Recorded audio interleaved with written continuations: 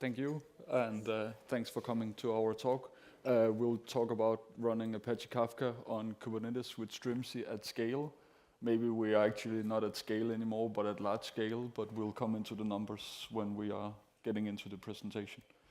Yeah, I'm Steffen. I'm the lead software engineer in Maersk in the streaming services department, and this is my colleague Maciej, software engineer in our Kafka team. Yeah, I'll not run through the whole agenda. I guess you almost by now already read it, but we'll go into our story. How did we get into Kafka? Why did we get into Kafka? And then a lot about the architecture and how we are running it. So it will be a technical talk. So for those of you who don't know what Maersk is and what we're doing, we're shipping containers.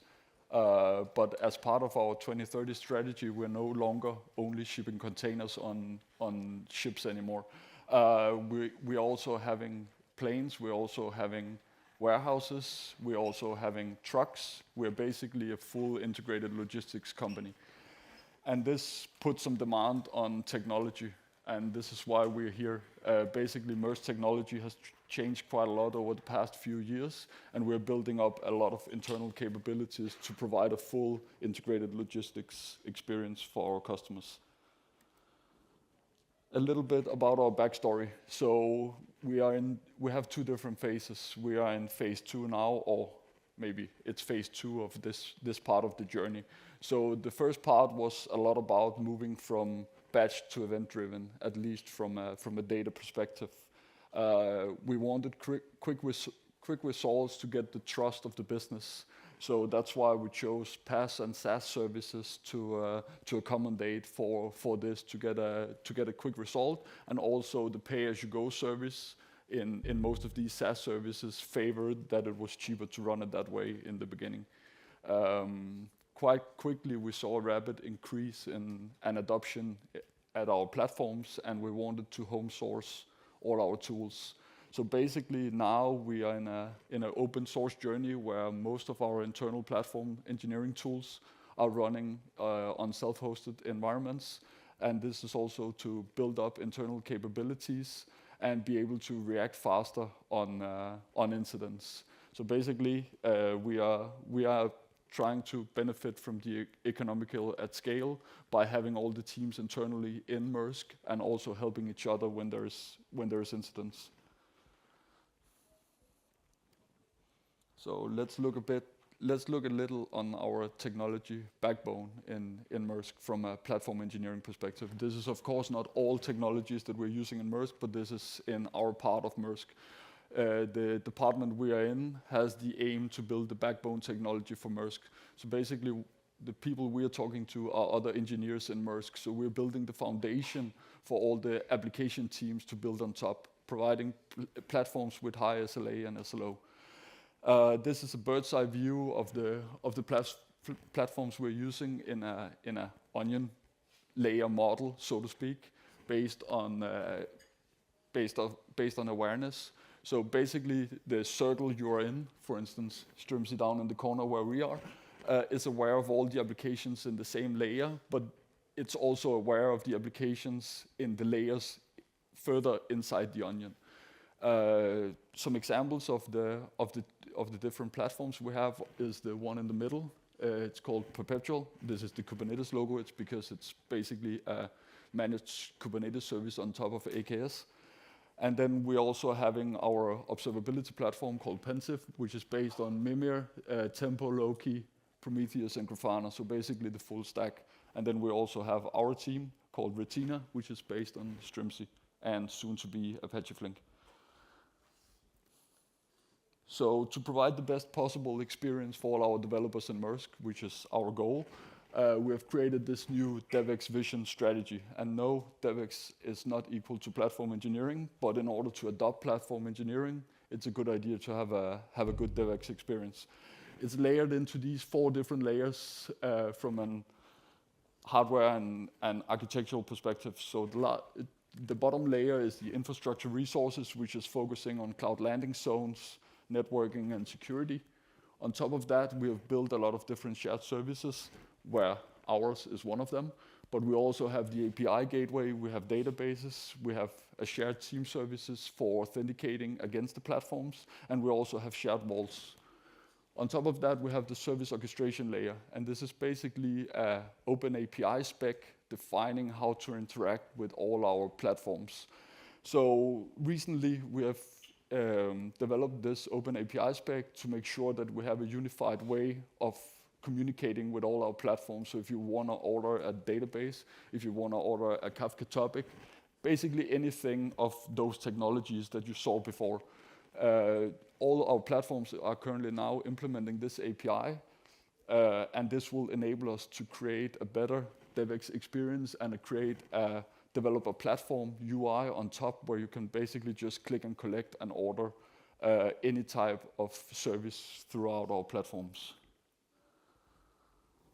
So let's dive into our platform, Retina, that we are working on. Yeah, it's basically running Kafka on Kubernetes. Sounds pretty easy, not that much at scale. And we're using Strimzi to do that. As far as I know, it's the most used operator for Kubernetes for running Kafka. Might as well be others out there. It was chosen before I joined Maersk, so I live with it. I like working with Strimzi, and the community is fantastic. It provides manifest abstractions on top of basically every resource you can think of in Kafka. Both a Kafka cluster, topic, user, connect clusters, connectors, mirror makers for replication. We'll hear more about that. Basically anything. So the way that Strimzi works is that it has these two entity operators running, the topic operator and the user operator, that constantly reconciles all of the manifest files from either your Git repo, your S3 bucket, or whatever, into your Kubernetes cluster, keeping the cluster up to date all the time and keeping the topics and all the objects in Kubernetes up to date.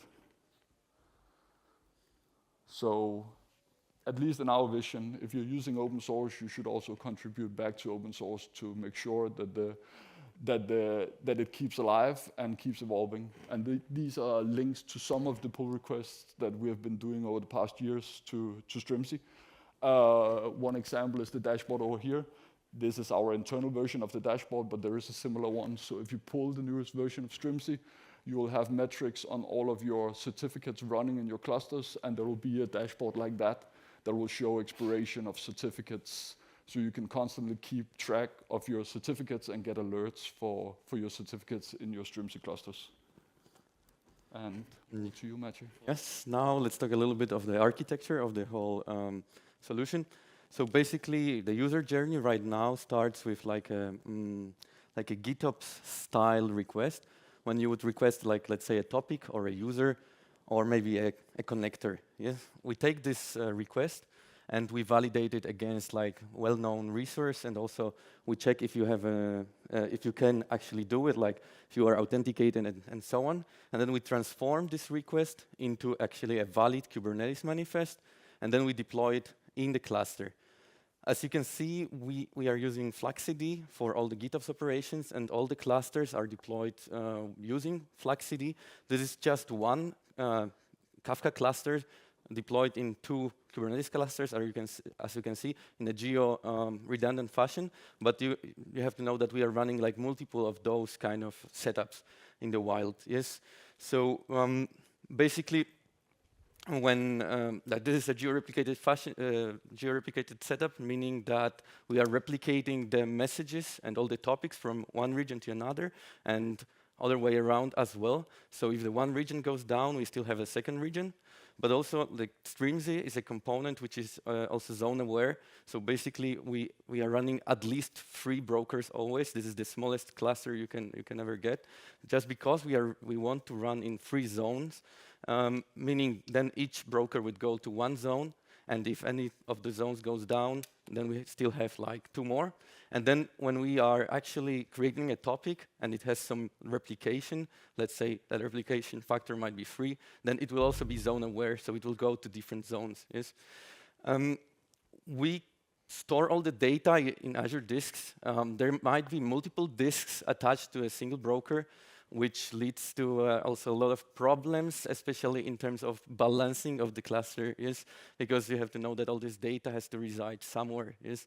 And then if you have like a very noisy topic, it can, you know, fill up the space of some clusters. But alongside of this, we are running the component called cruise control, which is meant for rebalancing the cluster. You can run it in like automatic mode, so it will constantly check if it can rebalance and improve the balancedness score.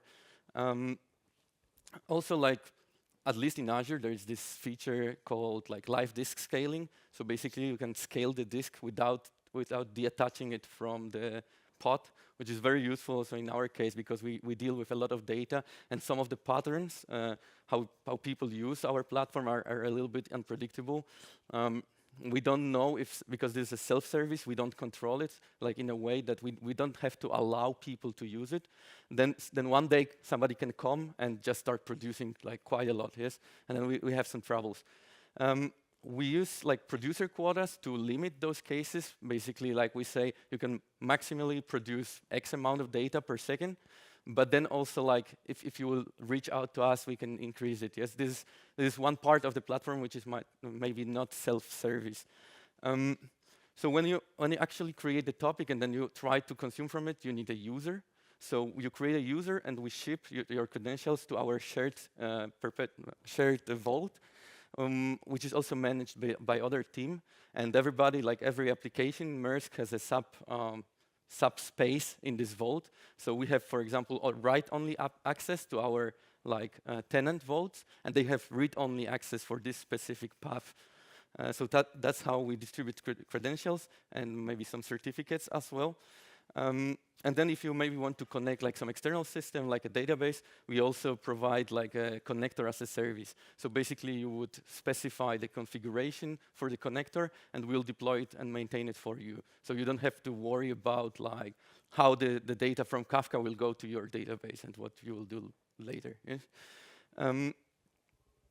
So that was the first part of this diagram, but you can also see this top part with this little gopher there. So this is actually the new thing that we are developing, this new API, which will fit more to this DevX vision. So right now, we actually want to go away from onboarding people with GitOps, just because we are switching more to this API-first approach, and we want to have more control over people's resources. So right now, like there are some services in Maersk, some shared services which are already developed for controlling like which team are you part of, which application belongs to which team, yes? And then we want to extend it to like having application resources, yes? And the topic and the user might be one of the resource of the application itself, yes? So we have more control over who is doing what with which platform, yes? And also not all the application needs to integrate to all the platforms. They have like a choice. And then therefore it's also easier to actually track changes. It's easier to track the cost, like how much each application is spending, because we can even like take how much they are taking, for example, from our clusters, how much bandwidth and how much storage, because we already know like exactly to which application the specific resource belongs to. We are using temporal for all those jobs that you need to retry and think about it, that it might fail and so on. And then we have a component called a worker, which we install in all the clusters, like alongside with the Kafka clusters. And the worker is responsible for actually updating the state of the resources. So this is nice in a way that, for example, we can run all the integration tests and end-to-end tests locally, because previously we had a hard dependency on GitHub, yes, and this is a weird one usually, because if you have a dependency on GitHub, you have to pass around all those tokens and everything. But right now we can decouple the whole system and run everything locally. So that's pretty good. So just to let you know what is the scale of this, what we are doing here. So we have over 300 teams using this platform, and in this 300 there are like multiple like mission critical teams, like a container booking or shipment tracking. So we are running in more than 81 Kafka clusters in the cloud alone. So this is in the public cloud. You will see later that we are also running not only in the cloud. And we have more than 450 brokers deployed in this fashion, which are handling 36,000 topics, and one topic can have multiple partitions to allow like multiple consumers to connect at the same time. And so we have more than 410,000 partitions. And this allows us to handle 6 billion messages a day, which is like 140 megabytes per second of messages being produced to a system, and then 260 megabytes of messages being consumed from a system per second. Yes? But we are not only running in the public cloud.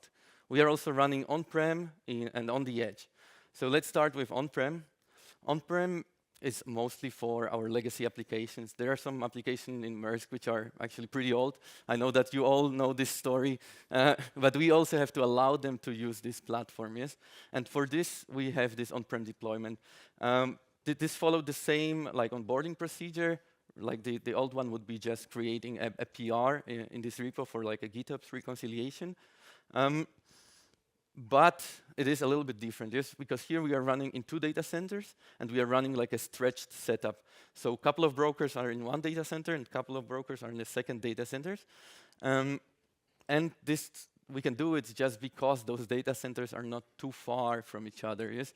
We would love to do it in like all our setup, like just create like one huge cluster with in a lot of Kubernetes clusters. But if they're too much spread it geographically, then the control plane of Kafka is a little bit flaky, so we cannot do it.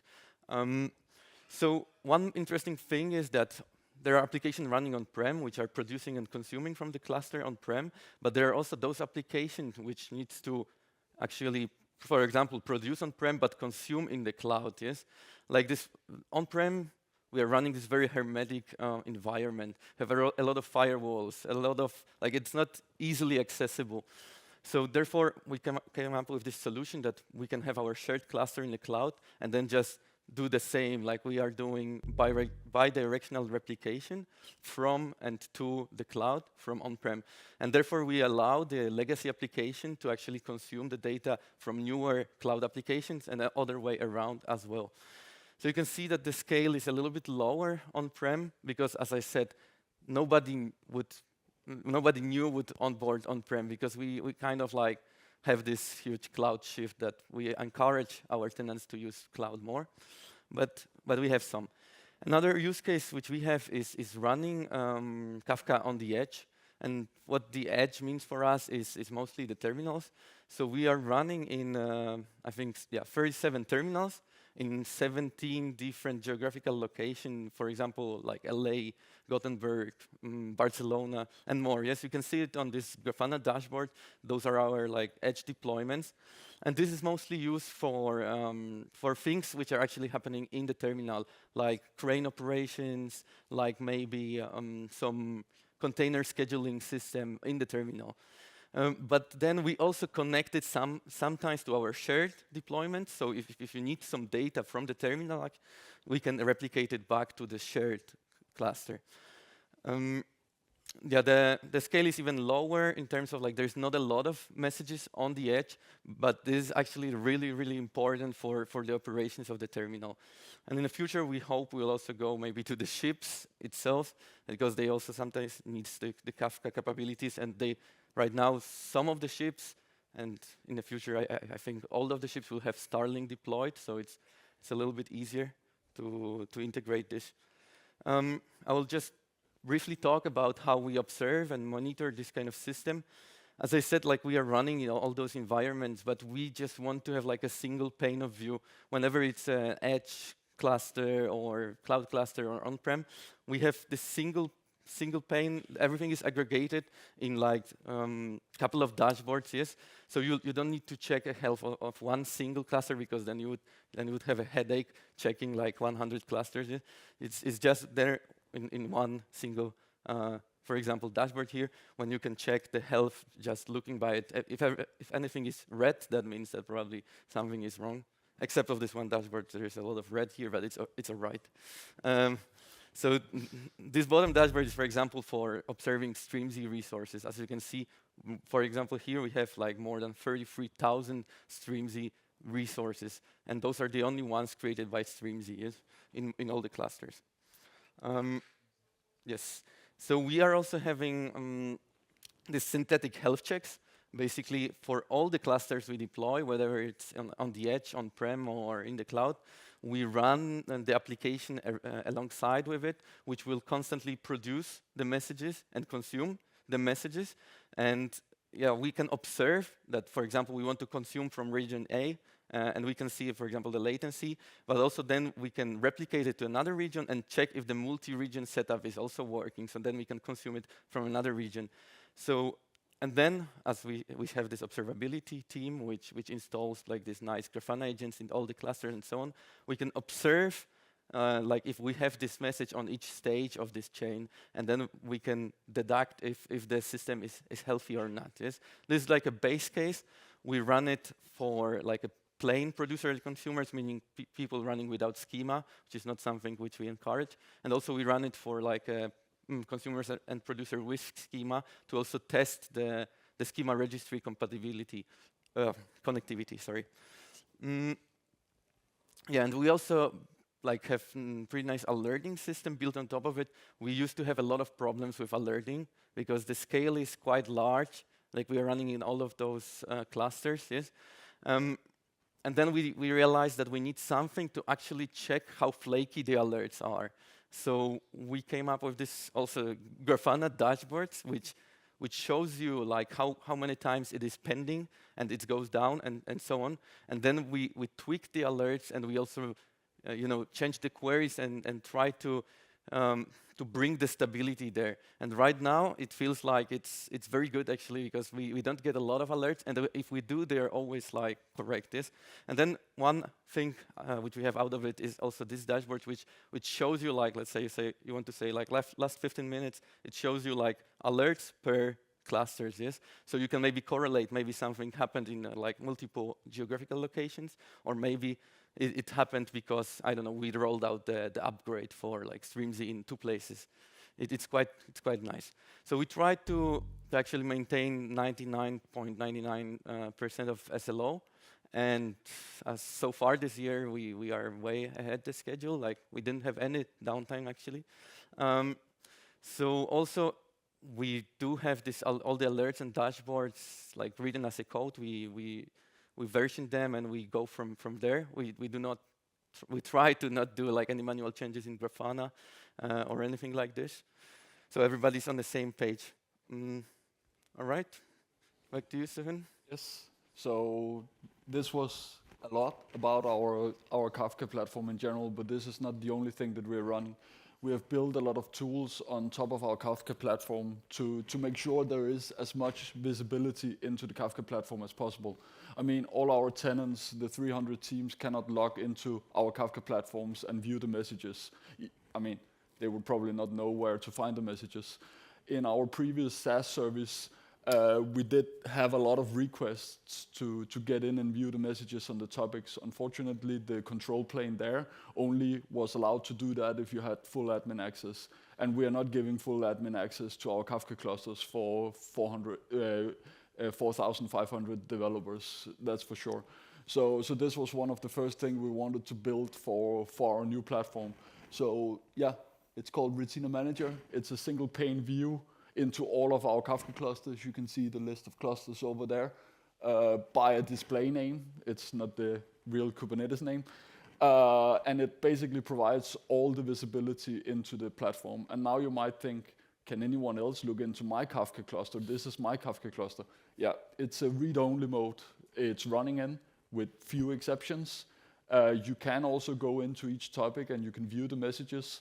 But only based on RBAC on the ACLs attached to the Kafka users, you can view the actual content of the payload. So you can view the structure of the payload, but you can only view the content if you're either the owner of the topic or if you have been granted consumer access to the topic. And the reason for allowing to view the structure is that is for reusability. So if you only show the topic name name might not always be as precise. We wanted to show the structure as well, so we can reuse the topics across multiple applications rather than creating duplicate topics. The second tool that we have is Schema Compatibility UI, and we have open sourced that. The link is in the corner up there. We have had recently a lot of problems with tenants that have a hard time evolving their schemas when they have submitted the schema the first time. And we wanted to find a way to fail fast. And how can we do that? Well, the way that we solved the problem, at least we think we solved the problem, was to create a UI which is accessible next to the Retina Manager, where you can paste in your old schema and your new schema, and you can choose the schema types and the compatibility levels, and it will tell you whether your new schema is compatible with the old schema. And the tool supports all relevant schema types and all relevant compatibility modes. So feel free to download and deploy if you want. I was briefly touching upon Apache Flink, and this is our next service that we want to offer to all of our tenants. So basically, we are in the early stages right now. We are not in production. We are on the way to pre-production. We want to deploy Apache Flink clusters next to our Kafka clusters. And this is to basically promote reusability of code and to make the consumers as thin as possible. Hopefully so thin that they can be replaced by a connector instead. So a lot of our consumers are writing the same duplicate code to aggregate topics. For instance, to get all information of a container, you need to aggregate 16 different topics. I guess there is a lot of consumers out there in Maersk that are doing that. So instead of having all the teams writing the same boilerplate of code to do that, we want to introduce a Flink cluster to run the shared workloads, producing the result out to a golden data topic that they can then source into their database or into their Java or Go or whatever language application they are writing. And this should, of course, also follow the same self-service model, probably not by the GitHub anymore, but by the API spec from the DevX vision, and observed and monitored using Grafana and all the other things like the Strimzi. So a little bit about our reflections and what we have witnesses.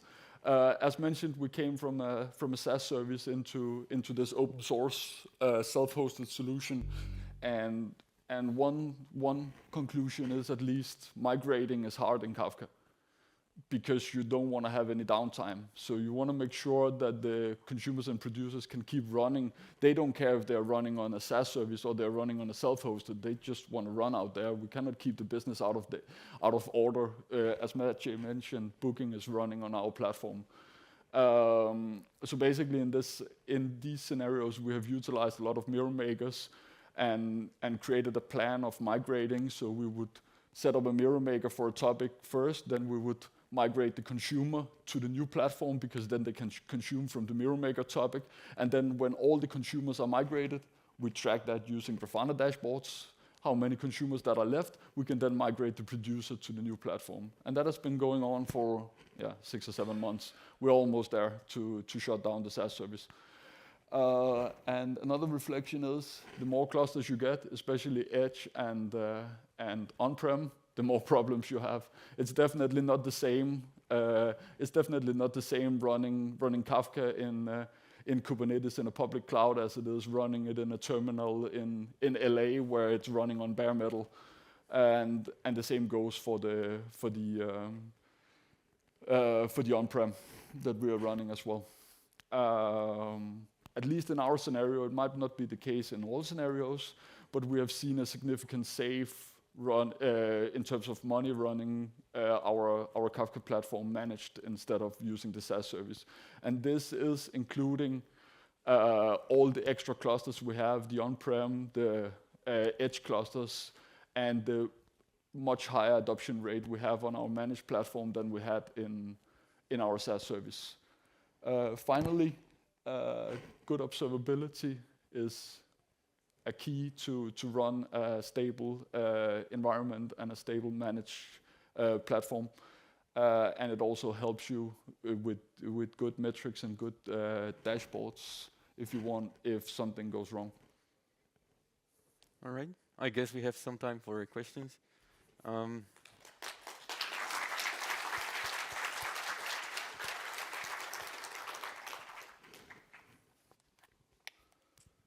You mentioned that you use Mirror Maker quite a lot. I was just wondering about disaster scenarios. Is it like bi-directional setups where clients can swap, or is it a passive setup, or what approach did you guys take? Usually we are running in this active-passive setup, so usually you would consume only from one cluster.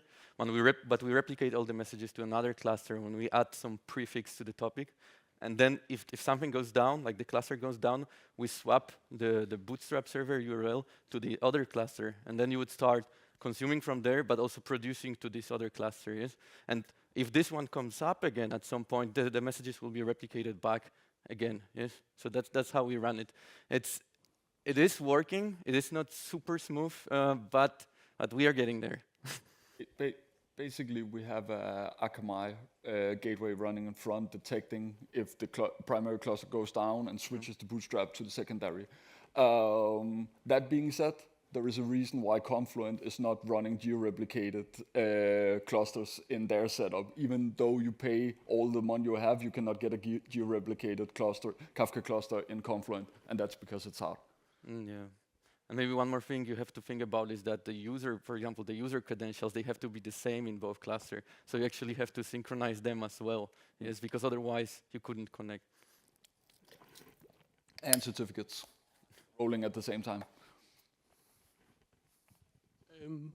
Had you considered using Protobuf for your messages instead? We do support both Protobuf, Arrow, and JSON schemas. So we do have all three types of schemas running. But having said that, I think in Maersk, most application teams, they are using Avro schemas and Avro in general. Yeah.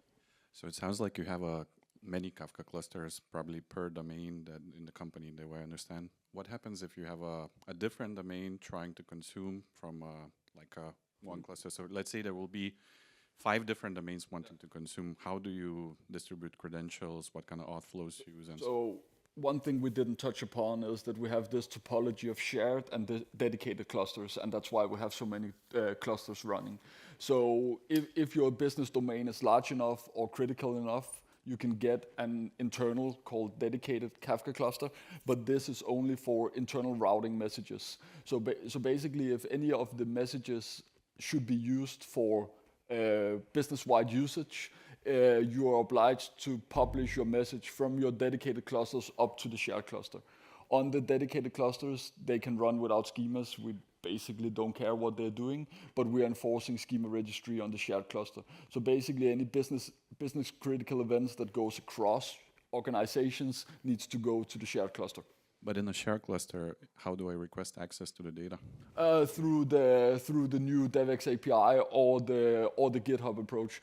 So basically, all our resources are fully self-serviced and are automated. So none of us are approving any PRs or anything. And currently, there is a lead time of 5 minutes. If you request if you create a new pull request through our self-service, it's approximately between 3 and 5 minutes, and then your Kafka topic is ready on your cluster, with no human intervention.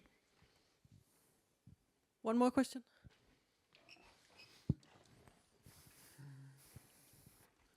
So a question, not about Kafka, for a change. So from your switch from GitOps to API, how do you now do reconciliation? How do you keep state for the different topics that you maintain? So basically, first of all, this is like a semi-GitOps thing, yes? Because the users, they have a GitOps-like feel that they make a PR to some kind of repo. But then there is actually a component running which is checking the validity, and then it is transforming it to a valid Kubernetes manifest, yes? And then we put this Kubernetes manifest in a Flux repo, and then we reconcile from there. It is because the Kafka clusters and the Strimzi, they're not meant really to be multi-tenant, yes? So it's hard to just give an access to somebody to your Flux repo, I would say, yes? Because then they can consume and produce to all the topics they want. Thank you. Give a round of applause to Maciej and Steffen.